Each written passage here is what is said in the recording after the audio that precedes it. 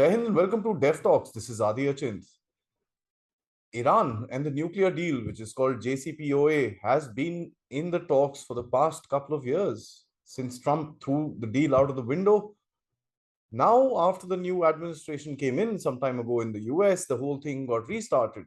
With the war in the Ukraine, there's a little more focus from the states to kind of move forward, and of course, not to mention the European Union.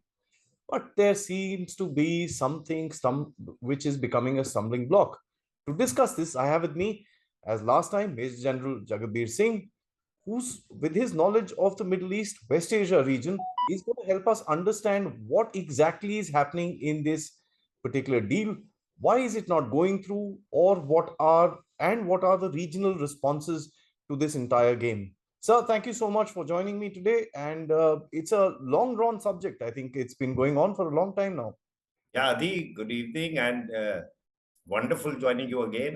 Where we left off last time. Last time we discussed certain issues of the deal, like you absolutely brought out. So I had gone into the background of the deal, what the talks that led up to 2015, what happened when Trump literally tore up the agreement, when the deal talks started in Vienna. It was in April 2021, I said. Then we came on to 22 when everyone said the deal was imminent. That's when we spoke last time. And now it's, you can say, almost gone into cold storage. So, it's an interesting subject. There's a lot on it certain things are still behind closed doors. So we can conjecture about those. So I won't be able to say it's definite, but I mean, what are the views going around on these issues as to why it stalled, what is the way forward, and how we can go about it. But there's a deal, and that was imminent, and this would have been a sort of win-win situation for everybody. It would have released billions of dollars of frozen Iranian assets. Last they said there was $7 billion frozen in South Korea. It would have lifted sanctions from government, the economic institutions. It would have allowed people to invest in Iran. It would have brought up the economy of Iran. It would have allowed oil to flow out of Iran. It would have resulted in oil prices being reduced. And of course, the net result is it would have capped the Iranian nuclear program, or in effect rolled it the way they were going ahead with their nuclear, policies so far as enrichment goes. That would have come back, and maybe the tensions in the Middle East would have simmered to a great degree, and it would have given some sort of stability. So this was the background of where we stood as far as the deal goes. And as I told you earlier, the talks were going on in Vienna. And what is in the press and what is talked about and what is known to quite a few people, as so to say, that it had taken, since April, 2 months ago, there were draft deals going up and down, draft agreements. I won't say draft deal, draft agreements going up and down. And the fine print had almost been agreed. But as I told you at the end, last time I think I mentioned, I said always the difficult things are left to the end. Discuss those by and by. But firstly, I'll just tell you what was known in the open about the deal. And they said, the deal will be carried out in 4 phases. I'm sure your viewers would be aware of it. So, some time ago, the Iranian negotiating advisor Mohammad Barandi said that they were closer than they've ever been before to the deal. And as I mentioned, the final text had been going up and down, and it's also purported to have been approved by the US. Now, it was over certain phases. They said it was over 4 phases. And after 120 days of the deal, having been agreed to, Iran would be permitted to export 50 million barrels of oil per day. And it would get a revenue boost of about $65 billion. That would be the amount of revenue boost Iran would get. So, there's a lot that Iran had to gain from this. So if you take it as day zero, the day the deal is signed, it will be signed and there'll be a joint commission. Now, US will only join this deal after day 165. So day zero plus day 165. And on the sidelines, they said that there would be some sort of agreement between the Iranians and the others to free prisoners who are held there, and also purportedly the West would free up some funds for Iran. So President Biden would, rescind 3 orders of sanctions, And these would be, on 17 banks, as I mentioned, and that's $7 billion worth, which is in South Korea. And Iran will then stop enriching uranium. They're presently, as I had told you in my last talk, they're at 60%, and they'll bring this down to 20. And IAEA will start monitoring facilities. Now, as I told you, the earlier deal had restricted the enrichment level to 3.67. When Trump tore up the deal, it went up to 20%, and now it's purported that they are 60%. But the West has been saying for a long time that, Iran is only weeks away from actually getting a nuclear weapon. Now, as you all know, 90% is what is known for getting a weapon. So it will result in removal of sanctions and more trade and more interdependency and greater stability in the neighborhood. And regional tensions, which have risen due to nuclear issues, may reduce, and finally the bomb will only be able to be produced, if at all, is by 2031. Now, this is the broad timeline, but I'll just go into little rough details. uh, After this is signed, the day zero is meant to be as the confirmation day, and that's what it's called. And uh, on that day, US as a one-time sanction, Iran will allow so many days later to sell oil. And on that day, United States Security Council and the IAEA will be notified regarding the return to the deal. And few days later, the US administration will take up this deal with the US Senate. And there's an act called INARA Act, Iran Nuclear Agreement Renewal Act. They'll take it up. And in case the Senate, goes back on this, then Biden has veto powers, but and the Senate can override his vetoes only after they have a two-third majority, which is not, likely. So, I mean, it's almost veto proof. And as I said, once this starts, within this period from 0 to 60, they'll start business negotiations regarding energy and aviation. Iran stops enriching uranium beyond the 5% purity, and they start preparing information that is to be given to the IAEA. Then you have what is called the pre-implementation day, that is on 0 to 120th, that is 60 to 120th, when both US and Iran publicly declare intentions to return to the deal.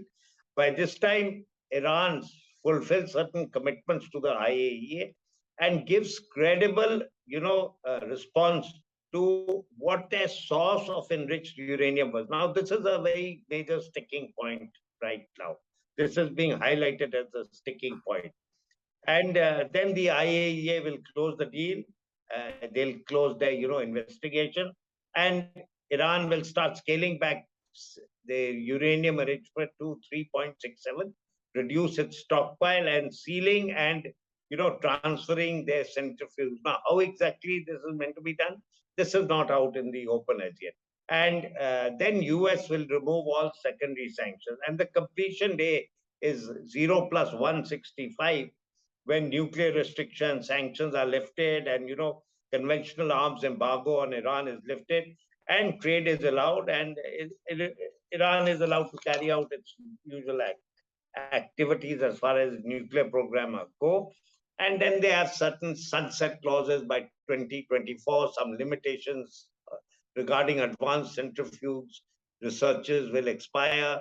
And there was a thing also known as a snapback sanction. That means in case Iran goes back on any of these agreements, the US and the P5+1, what it's called, they can impose sanctions on that. Now, that mechanism will expire by 2024. And around 26 to 28, they allow more advances in centrifuges. And in 2030, they feel all these restrictions will be lifted. So basically, the deal sees the removal of enriched uranium or dilution of the enriched uranium. There's also a clause that there'll be no plutonium processing, so they don't go another route. But the New Deal will actually severely curtail Iran's nuclear program. So that is where it is. Now, there have been many players who've been opposed to the deal. There have been many issues which are sticking points. There have been many things which have, led to problems within the deal. And right now we are going through a phase where actually the last few weeks, this deal is, since it was, in the limelight, it's now almost in cold storage. People are talking about it, but in a different manner. So I'll come to that later. Now, the thing which everybody must understand now, what are the main obstacles to the deal? So one of the major obstacles was the IRGC. It's a terror organization, yet the West sees it as that. Iran doesn't see it as that. Iran has seen its general Qasem Soleimani killed a couple of years ago. What happened? Next is the safeguard inquiry. How is the IAEA going to carry it out?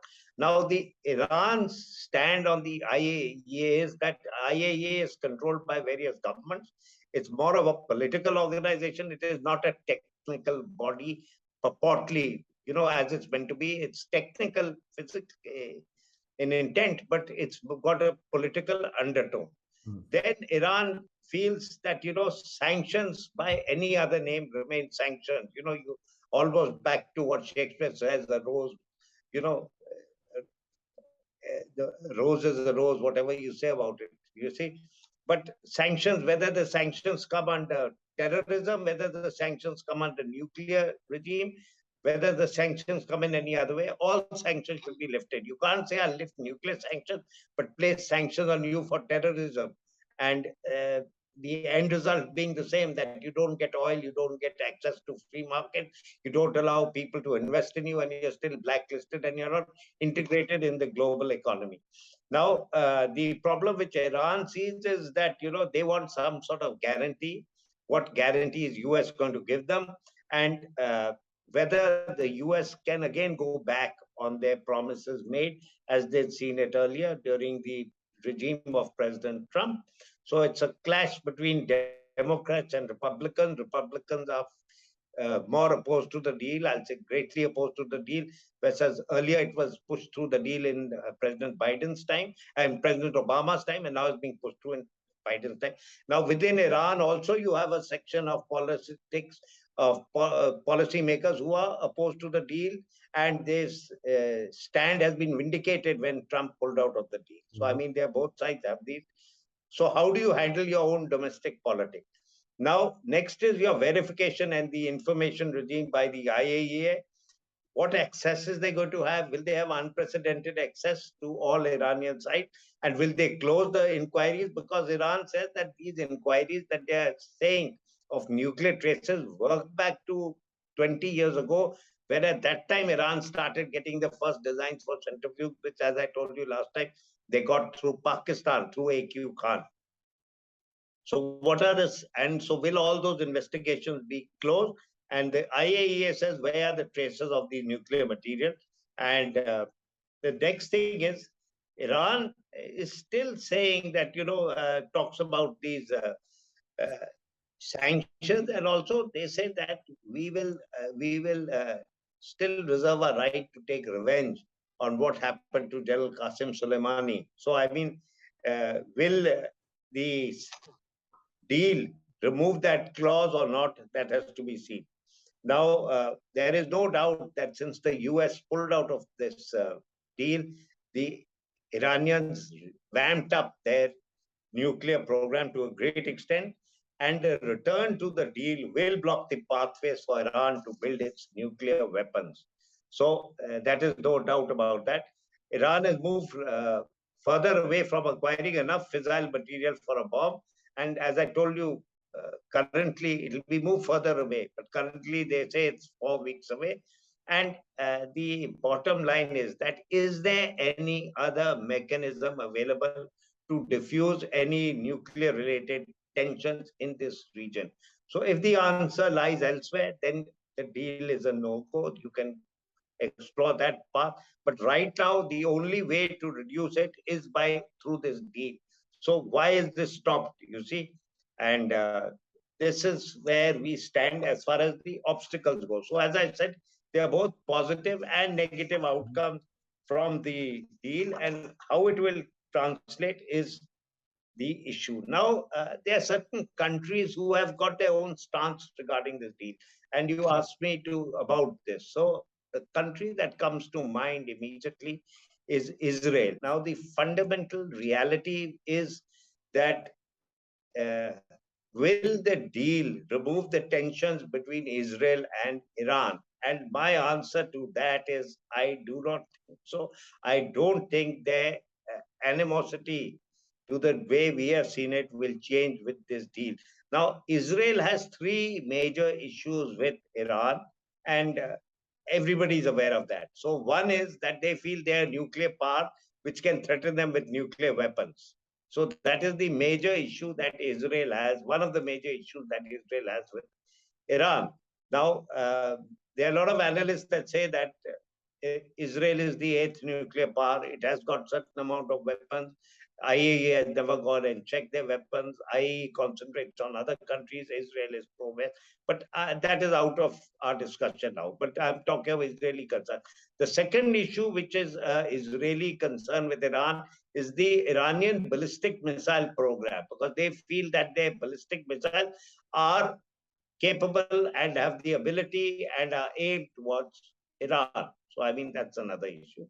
And the third is terrorism. So, for them, terrorism designation removal is, you cannot but keep Iranian as a sponsor of state terrorism. You know, state that sponsored terrorism as a weapon of its foreign policy. I mean, that's what the Israeli position is. So, you know, Israel is more has been putting pressure on America regarding this deal. I'll be very honest with you. So, US says that it's kept Israel closely informed of the deal, and publicly they are, you know, Israel is criticizing the deal, but what they say is that publicly they may be doing that, but they are aware that this deal may come through, should come through. It was very likely to have come through a few weeks ago. So they're narrowing down to certain more, you know, achievable objectives, which they're insisting on. And one of them is what is the freedom that Israel has in dealing with Iran? So where are those red lines? Will this deal remove Israel's ability or things of attacking Iranian nuclear targets, of attacking Iranian so-called terrorist targets, of getting involved with a conventional war in conventional actions in Syria, which is being sponsored by the Iranians. So I mean, these are the issues as far as the major sticking points as far as the Israelis are concerned. Now, to cover this issue, the Israeli Prime Minister Yair Lapid, he spoke to the German Chancellor Olaf Scholz, and he said that the deal to remove the nuclear sanctions, what is going on, that there should be no deal, so to say, and they say that Israel will, use the money they get. As I said, they're going to get $65 billion worth. Someone is talking of 0.2 some trillion dollars. But I mean, they'll use it for funding the terror organization, and they're mainly talking about the Hamas, Hezbollah, and the Palestinian Jihad. Now, Iranian stance on Palestine is very clear. Iran supports Palestine, whereas there has been a shift in, some policies of some other countries in this region. But Iran supports Palestine. Now, will that change with the deal? I don't think so. So this is as far as Israel is concerned. But the main thing what Israel has realized, and I think the world has also come around to that, and that is why this deal is being delayed, is that November is a very crucial time in America. And November, the first Tuesday of November, is when the midterm elections are taking place in America. So there are a certain amount of seats up for grab in America. There are about 435 seats which are up for grabs in the US House of Representatives. There are about 34 seats which are there in the US Senate. Now, this movement, this time, Biden is seeing, that he's got certain amount of chances of getting a majority in the Senate, in the House of Representatives. So will he, alienate, jeopardize those chances by getting involved in a deal that may be criticized by Republicans and get some traction against it? So, as you're well aware, there are certain what I call domestic political compulsions. And amongst the issues that are coming up, which are being debated upon in this current US election, there may a few issues. Some are entirely domestic, some are, considered which are connected to the rest of the world. So the entirely domestic issues I can say is one is that, whole controversy regarding the abortion rights and that judgment that has come up. The other relates to the issue in the of guns, because there's a sizable population of America that feels threatened by the gun regime. Then there's the problem of the economy, but the economy is both domestic and international because it's intertwined. Then there's a problem of of the Ukrainian conflict, where we are, what is the way forward, what should be America's role, and amongst the other things is the issue which they fear may come up is this issue of the Iranian nuclear deal, particularly with the Israeli influence, and Israel is influencing the uh, Biden administration position on this negotiation. So, as I told you, the Israeli Prime Minister has spoken to the German Chancellor. There have been three high-profile Israeli visits to US. Now, what they discussed is not known, but I mean, it was all behind closed doors. But what they've said is that they're all speaking in one voice on this subject, and everybody understands that the subject is the Iranian nuclear JCPOA 2.0, as I called it. And that is the NSA of Israel visited there, the head of Mossad visited there, and the defense minister Benny Gantz also went to the United States. Israel, as you are well aware, supported Trump exiting from the deal in 2018, and they are against this, re-entry to the deal. So, I mean, these are something which are there. Prime Minister, the former Prime Minister Netanyahu has attacked the present Prime Minister on, Israel's position and feels that Israel should resist the deal. And Israel now feels that America is not going to go ahead of the deal, and they are now concentrating back on the violence in containing violence in West Bank. The former Prime Minister of Israel, Bennett, also said, I call on President Biden and the administration to refrain from signing any deal with Iran. So, this is, I think, sums up Israeli position completely on this issue of the nuclear deal.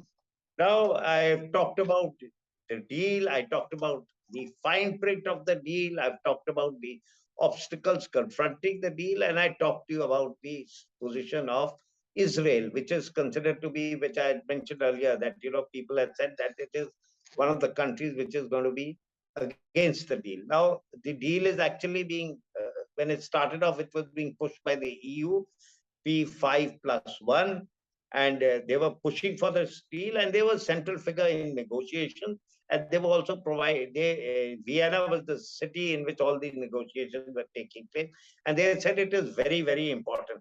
But at the same time now, they are the ones who started raising doubts about Iran's sincerity in fulfilling certain obligations of the deal. So they are saying some issues that have now been raised by Iran are not acceptable to them. And amongst the countries that have said that are three very important countries, that is France, Germany, and the United Kingdom. So these are part of that P5+1. Now, I'd like to tell you something about Saudi Arabia, since you had asked me that where does Saudi Arabia stand in all this, and how does Saudi Arabia come into being? Now, as you're well aware, as I talked to you earlier, Iran and Saudi have always had problems in the region, and basically it is to decide, in my opinion, as to who is the more powerful of them to control the as the main Islamic state in that region, whether it is Shia Iran or Sunni Saudi. With and I said last time that the most important religious sites in South, as far as the Islamic world were concerned. Mecca and Medina lay in Saudi Arabia, and the king of Saudi Arabia is looked upon as the custodian of those holy sites. So, I mean, that's where it is. Whereas you saw the revolution that had taken place in Iran, and that time Ayatollah Khomeini came and he wanted to start some sort of, he felt he was now the supreme leader of the uh, Muslims. So, I mean, this is something. Now, the bottom line of Saudis is that Iran shouldn't be a nuclear state because that is a direct threat to it. Whereas if you remember clearly when I told you Israel had three things, and topmost was terrorism, and then was whereas for Saudi the topmost thing is that Iran should not be a nuclear weapon state. Now they want a nuclear weapons free Persian Gulf, and that is what people have been talking about that for a long time. So there have also been, talks going on between the Iranians and the Saudis and the UAE regarding restoration of diplomatic ties, which had suffered from 2016. And the other concern is that when the sanctions are lifted, will these sanctions be used to fund proxies? And in this case, the proxies they are more concerned about is the Al-Houthi in the Houthis in Yemen. So he's saying this is where their concern is. And like Israel, Saudi Arabia had also welcomed Trump's pullout. And at that time, they felt that he'd done a wise thing and we must put maximum pressure on Iran. But what happened was in 2019, the Houthi rebels attacked the site, Armaco site over there. And then Saudi felt that maybe,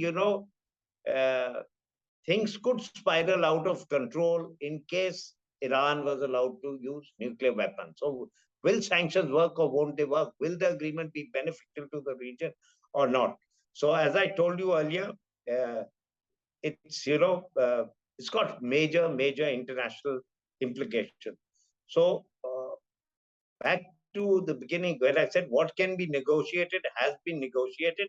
Now it's down to the final text, and I feel it's more of a economic decision. But the most important thing, as far as Saudi and Iran are concerned, is the minute the sanctions are lifted and the trade is restored, and they start talking to each other, they start doing business with each other, they start investing each other, they start integrating their economies with each other. This economic interdependence between the two countries in this region will lead to greater stability in the region. And I feel that will be at a great advantage for the entire region itself. Right. So now we come on to India. That's the next country. And this issue of the Iran nuclear deal was discussed as recently as the SCO meeting when Prime Minister Narendra Modi met the Iranian President Raisi.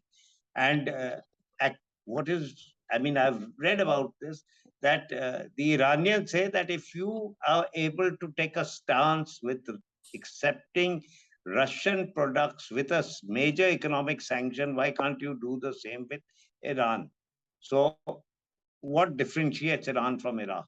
But at the same time, the Prime Minister welcomed the JCPOA, and I think they talked about, oil, and they talked about where we go once the oil sanctions are lifted. And the other issue they talked about is the Char Bahar project. And as I told you, that project was instead discussed also with the President of Uzbekistan, because that's where it's going to go through ultimately. So, I mean, this was a tripartite meeting. So, this is the importance that India feels as far as the Iran nuclear deal goes. So, I think this is a very important issue. So, these things we must remember. And I personally feel this deal is extremely important.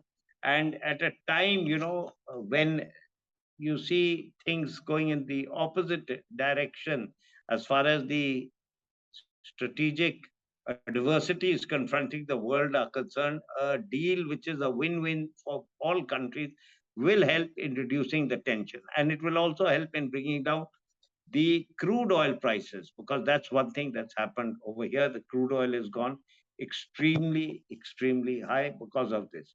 So this is where we just, this is all I have to say presently. If there are any questions, you can ask me, then I Yes, can sir. sum. As a matter of fact, let's start with the oil part. Iran can produce about 3.8 million barrels of oil a day.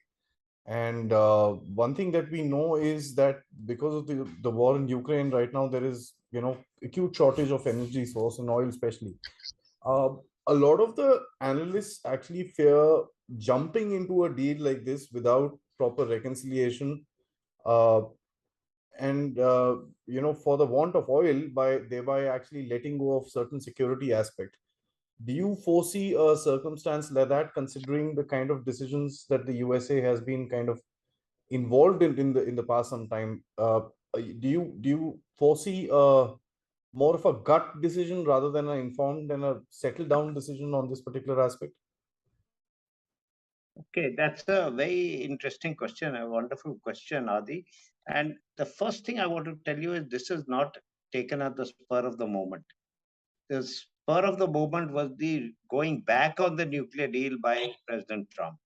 The deal has been discussed, debated, fine print,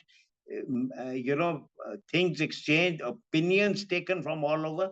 And it started many years ago. Even when the 2015 deal was signed, it took many years to reach the 2015 deal. Even now, when the talk started with when President Biden and the European Union wanted to start reviving the deal, it started in April 2021. The Ukraine conflict started in January Thank you. 2022. We are already in September 2022. Now it's almost 15, 16 months. And as I told you, the biggest stumbling block now appears to be the domestic pressures on the United States administration. Everything is in place. I've heard a US analyst say that it's only lacking one thing, and that is a signature, and that signature can only come from political will to do it. So it's been discussed, debated, thought. Otherwise, who would know how much uranium there is? What is the procedures? I went through that complete procedure, how they're planning to spend it out over 165 days. What are the sticking points? What are the issues? So, I mean, if this thing has actually been discussed and debated all over. Now you asked a question regarding oil. Oil had jumped up over $100. When the deal was there, it was imminent that the prices would reduce. What has Saudi Arabia done? Instead of increasing the oil, they have reduced their production of oil. Why have they done that? They want to maintain the oil at a particular level so that they benefit. Amongst the people who are buying Russian oil, apparently is going to China, it's coming to India, it's also going to Saudi Arabia, with they're using that oil for their domestic power and selling their own oil. So there are various interplays. Now, whether, there are deals for deals, we don't know. There can be multiple deals. Somebody said that, Israel has got a lot of objections to this deal. So they are putting pressure on America to allow them to buy a aircraft, which is a refueling aircraft called KC-64A. And that's from Boeing, and that should come through by 2025. So fast track that so that the observations reduce. They say that Saudi has cut the oil. Why have they cut the oil? Because they fear that Iranian oil will come in, and uh, that is the amount they've cut, so that or near that, so that the oil prices remain steady. So there are many theories, but to say that people are rushing into the deal, I think it's just the opposite. People have been talking of this deal for many years now, and for a long time now. Yeah. So another aspect that is spoken about is the Israeli military response, and the Israelis have actually had no qualms in saying that if this thing does go forward and if we do find anything, we are going to go militarily and take out this thing. And there is precedence to it. They've done it in Iraq earlier, and it's something that the Israelis have openly said. On top of it, there were news reports that the Israelis are practicing attacks and getting into the mode and this and that. And we also see the Israelis actually building up their attacks in the past some time on to Syria and other places within the region. How do you see the military response from Israel, considering they feel kind of left out from this whole project? So Israel has always said that it reserves the right to take military action. And that's what I told you earlier. They said that their red lines, they have identified their red lines. And one of them includes targeting Iran for terrorism. One of them includes getting involved in conflict with conventional conflict in Syria. And one of them includes targeting Iranian nuclear facilities. And they said whether there's a deal or no deal, they still reserve this right. Now, whether they will actually do this, you have seen they've carried out precision strikes.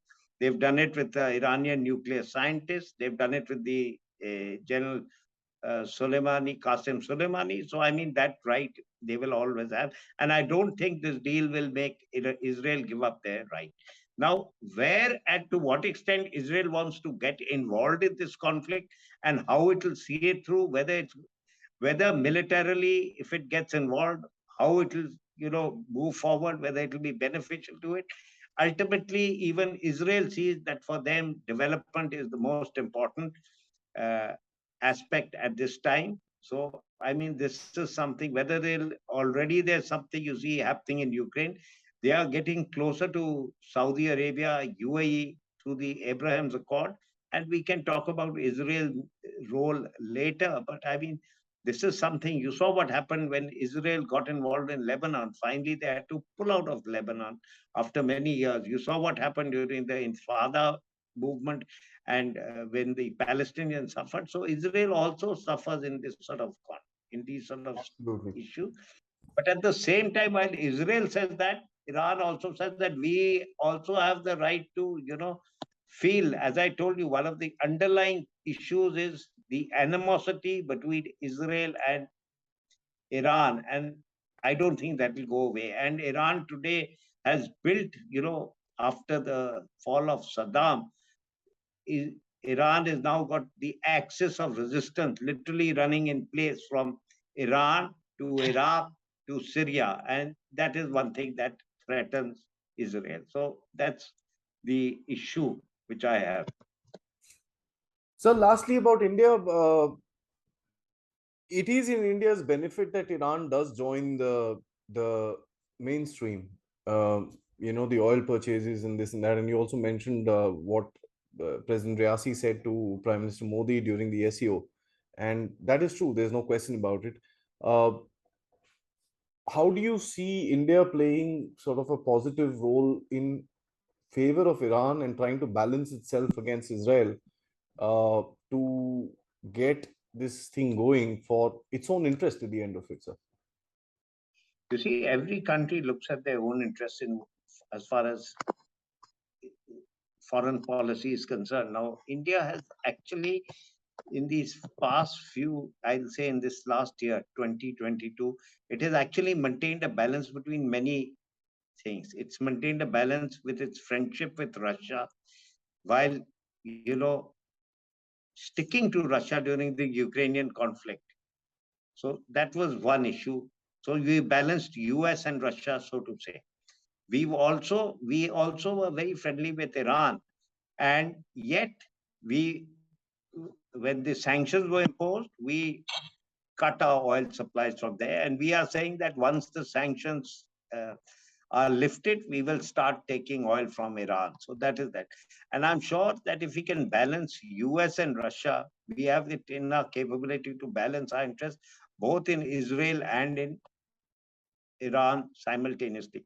We've actually been balancing ourselves in this whole region. We've also balanced our relations with Saudi Arabia and Iran, Saudi Arabia and Iraq when the problem took place, because we have a large population of us working in the West Asia, so to say, in that Gulf region.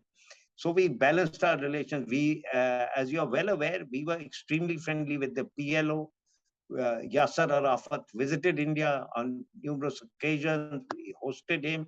We stood by him. We were one of the few countries to stand by him. Yet we recognized Israel when we felt appropriate in during the time of Prime Minister Narasimha Rao in the late 90s. So, and after that, we've got a lot of trade with Israel as far as the sophisticated military technology is concerned. So, I mean, this is the thing. I'm sure we will balance both these countries, and if the deal is signed, and America is, ensures that the sanctions are lifted as far as Iran is concerned, automatically this tension between India and Israel regarding our relations with Iran will be lifted to a great degree, will be nullified. But I think each country realizes its importance of dealing with the other country regarding its own interests. And I don't think we'll be affected that much by third parties as far as they are concerned. Thank you, sir, for that. I think a very insightful look into what's happening with the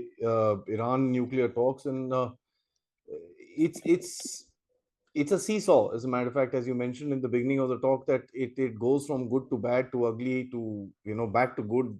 It's kind of a cycle that's been playing around since last year, April, and after heavy negotiations, we're probably coming to a point where something should work out. And I'm not going to put my money on it for the time, but let's wait and watch. I think it's something that India should be interested to watch and to see how it goes forward.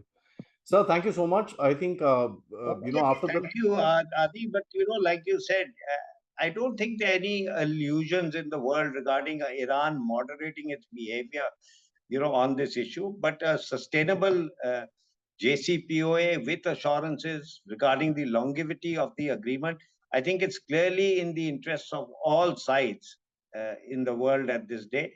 And I think we must not allow uh, any other potential, what do you call impediments to come and considerations to come in its way. And I think this is the way forward. But as I'm more veering now to the view that I don't think anything will happen till November. Indeed, sir. So it's all politics, and I think that is very well Yeah. established about the Americans. So I think it'll be nice to come closer to that date and try and see if we can do a catch up on this particular subject as well, sir. And we need to study some other stuff within the Middle East, West Asia, which I will discuss with you, and we will, plan out and schedule out for dev talks. Till Yeah, then, yeah, sir. we can do that. We have to get on to that. Lebanon is one reason you wanted to talk about, and the other is the terror groups which are operating. So, a little more time, and then next week or week after that, we can tackle Lebanon. Thank you, sir. Till next time, sir. Jai Hind. Bye. Thank you, Adi. Bye bye.